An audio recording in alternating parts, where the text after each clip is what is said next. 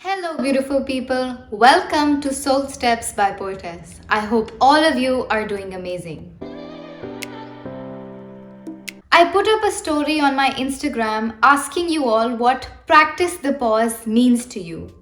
And I got a lot of different responses. Here are some of the ones that I really liked: patience and perseverance, relax, rewind, and restart, to refresh and start again. Mindfulness, to take out time and check in on yourself. Breathing and taking a moment before judging or reacting to something. And honestly, all of your responses were so inspiring that I had to dig a little deeper on the topic itself. So, first of all, what does practice the pause actually mean? In my humble opinion, practice the pause simply means being present, being conscious, or being aware. It is being mindful of the very present moment. To compare it with an everyday example, I'd say that practicing the pause, we can equate it to simply removing all the open tabs on our phone. We keep on using so many apps throughout the day, and whenever we feel like removing them all from the background to start afresh is what I personally equate with practicing the pause. It's basically decluttering anything and everything that's in the background or in the foreground of your brain and focusing on being mindful in the present. It simply means that your mind isn't focusing on any events that happened in the past or any worries or anxieties of the future, but instead you're completely focused at the present moment, at what you're feeling, at what you're doing, at what you're thinking. And I genuinely believe that this phrase is the best exercise for grounding yourself. Now that we've understood what practice the pause actually means, it's time to discuss ways to practice the pause.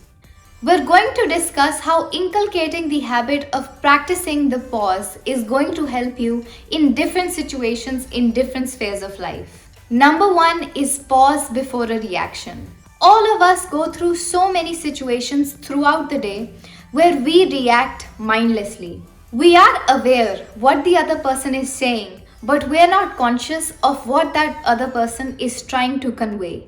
And we're not mindful of how we're interpreting it ourselves. And so we react to the situation. This is what we have to change. We have to take a pause. And taking that pause will change our reaction into a response. A reaction is something that's done mindlessly, but a response is something that is well thought of. Before reacting mindlessly to a situation, if we pause and respond, then we are saving ourselves of the guilt and the regret that we would have felt if we would have reacted to that situation without thinking. The second is the pause in a mundane or repetitive task. Now, most of the humans feel only two kinds of emotions when they're doing something mundane or something that requires their attention and effort for a longer period of time. They either feel worried or they either feel annoyed. Either way, practicing the pause is the way to go. I'll explain it how. When a person is worried when they're doing something that's long term, they're already putting a lot of burden on their mind by living in the future. Instead of living in the present, they're thinking what will happen in the future if they'll meet the deadline or if they'll finish the task. And if a person feels annoyed, again, their mind is not conscious of the effort that they're putting in that task. Instead, again, they're focusing on the future, that when will this task get done, when will I go out for a break, or when will I hang out with my friends, or anything else for that matter. So if you want to be someone that's successful, you have to start loving what you do. If you are putting so much of your efforts, hard work, and time into doing that task, then why not do it lovingly? Why not love what you do and then reap the results beautifully? The third is the pause whenever you're feeling low. Again, I'll use something that's very cliche but very apt for the situation. If there's thunder, there's gonna be a rainbow. And at the end of every night comes a day.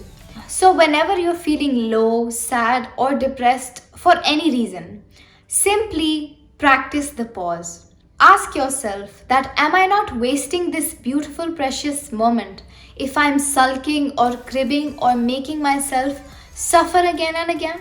It's like putting your brain on a factory reset mode. For a moment, forget about everything you're feeling and start thinking logically.